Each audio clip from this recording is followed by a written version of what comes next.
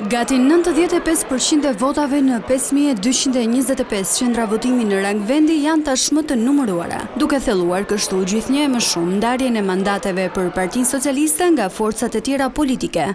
Partia Socialiste ka të konsoliduar aktualisht 82 mandate në rang vendi, e ndjekur nga Partia Demokratike dhe aleatët e saj si forcë e dytë politike, por me një numër prej 52 mandatesh.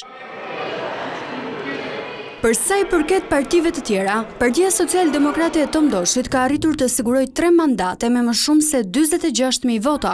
Por surpriza është Shqipëria bëhet e Adriatik Lapaj me gati 4.000 vota më shumë se PSD, duke renditur atë si forcë e tretë aktualisht. Ndërkohë, Partia Mundësia Agron Sheaj ka arritur të sigurojë vetëm mandatin e këtij të fundit, por po lufton për të marrë të dytin me më shumë se 41.000 vota të siguruara deri më tani. Lëvizja Bashkë Arlind Qori gjithashtu ka siguruar një mandat me rreth 20.000 vota deri tani. Ndërkohë Lulzim Basha me koalicionin Euro-Atlantik nuk ka mundur të sigurojë asnjë mandat, duke mbledhur rreth 19.000 vota.